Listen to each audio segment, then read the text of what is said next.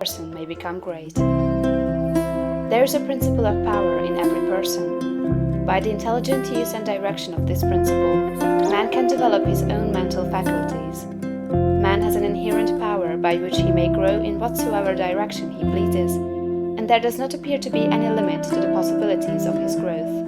No man has yet become so great in any faculty, but that it is possible for someone else to become greater. The possibility is in the original substance from which man is made. Genius is omniscience flowing into man. Genius is more than talent. Talent may merely be one faculty developed out of proportion to other faculties, but genius is the union of man and God in the acts of the soul. Great men are always greater than their deeds. They are in connection with the reserve of the power that is without limit. We do not know where the boundary of the mental powers of man is. We do not even know that there is a boundary. The power of conscious growth is not given to the lower animals. It is man's alone, and may be developed and increased by him. The lower animals can, to a great extent, be trained and developed by man. But man can train and develop himself. He alone has this power, and he has it to an apparently unlimited extent. The purpose of life for man is growth, just as the purpose of life for trees and plants is growth. Trees and plants grow automatically and along fixed lines. Man can grow as he will. Trees and plants can only develop certain possibilities and characteristics. Man can develop any power, which is or has been shown by any person, anywhere.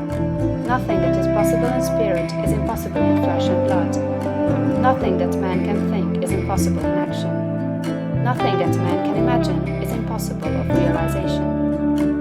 Man is formed for growth, and he is under the necessity of growing. It is essential to his happiness that he should continuously advance.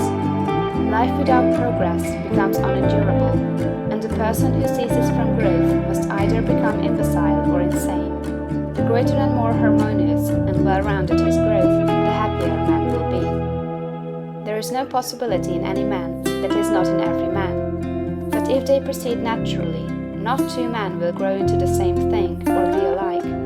Every man comes into the world with a predisposition to grow along certain lines, and growth is easier for him along those lines than in any other way. This is a wise provision, for it gives endless variety. It is as if a gardener should throw all his bulbs into one basket. To the superficial observer, they would look alike, but growth reveals the tremendous difference.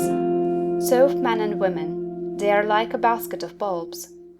One may be a rose and add brightness and color to some dark corner of the world. One may be a lily and teach a lesson of love and purity to every eye that sees. One may be a climbing vine and hide the rugged outlines of some dark rock. One may be a great oak among whose boughs the birds shall nest and sing, and beneath whose shade the flocks shall rest at noon, but everyone will be something worthwhile, something rare, something perfect. There are undreamed of possibilities in the common lives all around us in a large sense. There are no common people. In times of national stress and peril, the cracker-box loafer of the corner store and the village drunkard become heroes and statesmen through the quickening of principle of power within them.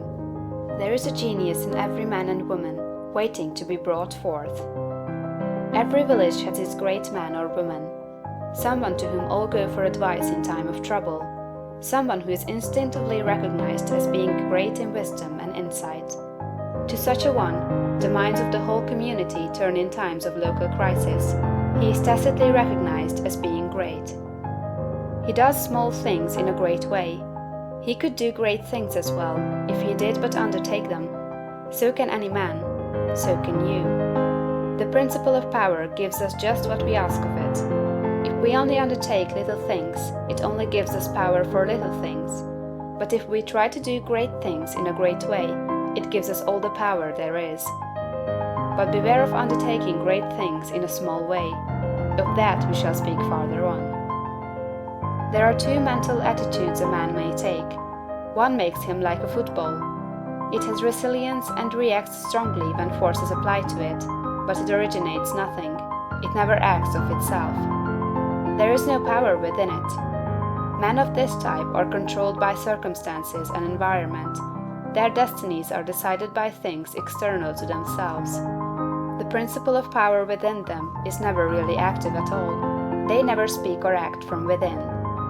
The other attitude makes man like a flowing spring. Power comes out from the center of him. He has within him a well of water springing up into everlasting life. He radiates force, highest felt by his environment. The principle of power in him is in constant action. He is self-active. He hath life in himself. No greater good can come to any man or woman than to become self-active. All the experiences of life are designed by Providence to force man and women into self-activity, to compel them to cease being creatures of circumstances and master their environment. In his lowest stage, man is the child of chance and circumstance and the slave of fear. His acts are all reactions resulting from the impingement upon him of forces in his environment. He acts only as he is acted upon. He originates nothing. But the lowest savage has within him a principle of power sufficient to master all that he fears. And if he learns this and becomes self-active, he becomes as one of the gods. The awakening of the principle of power in man is the real conversion, the passing from death to life. It is when the dead hear the voice of the Son of Man and come forth and live. It is the resurrection and the life. When it is awakened, man becomes a son of the highest, and all power is given to him in heaven and on earth. Nothing was ever in any man that is not in you. No man ever made more spiritual or mental power than you can attain, or did greater things than you can accomplish. You can become what you want to be. End of chapter 1.